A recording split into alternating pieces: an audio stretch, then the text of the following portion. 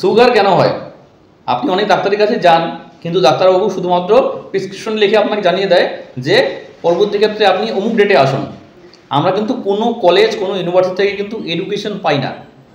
কেউ কিন্তু আমাদের এডুকেটেড করে না, নাহি বাবা মা, নাই কলেজের প্রিন্সিপাল, নাই স্কুলের টিচার, আর নাই ডক্টর, যে আমরা আমাদের সুগার লেভেলটাকে কীভাবে নর্মাল রাখতে পারবো বা আমরা আমাদের হেলথটাকে কীভাবে বেটার রাখতে পারবো।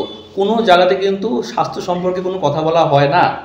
আপনি এই ভিডিওতে জানবেন সুগার এক্স্যাক্টলি হয় কেন। আমরা যখনই এমটি স্টমাকে কোনো হাই ক্যালোরিযুক্ত খাবার খাই, যেমন cake, pastry, Maggi, chow mein, bread, ভাত, ময়দা এবং পুরি, এবং সেই খাবারটা ফার্স্টে আমাদের বডি থেকে কিন্তু গ্লুকোজ উৎপন্ন হয়, এবং গ্লুকোজ উৎপন্ন হওয়ার পরে কিন্তু রেশিওটা ঠিক থাকে এরকমভাবে।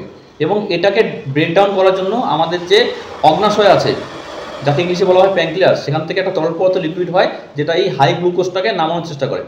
এবং এই হাই গ্লুকোজ তখনই হয় যখন আমাদের ভারী খাবার খাওয়ার পরে একটা ঝিমুনি ভাব আসে, একটা ঘুম জাতীয় পায়।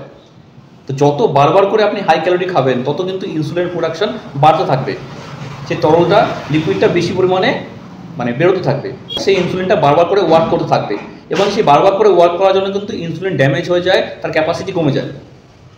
এবং যখন ক্যাপাসিটি কমে যায় তখন কিন্তু আলাদাভাবে আমাদের মেডিসিন নিতে হয়। প্যাঙ্ক্রিয়াস একদম ড্যামেজ হয়ে গেলে পরে কিন্তু আমাদের ইনসুলিন আলাদাভাবে ইনজেকশন নিতে হয়। তাহলে বুঝলেন যে হাই ক্যালোরি খাবার খাওয়া যাবে না এমটি স্টমাকে। কী খেতে হবে? যদি জানতে চান, সুগার লেভেলটাকে বেটার রাখতে চান, কীভাবে আপনি ভালো থাকবেন, ওজন কমাবেন, স্কিন বেটার করবেন, জানতে এখনই উপর দেওয়া নম্বরে ফোন করুন। আপনি যে কোনো সিটিতেই আছেন, সেখান থেকে অনলাইনে বাড়িতে বসে আপনি খুব সহজে সিম্পলি ওজন কমান এবং নতুন একটা জীবন পান।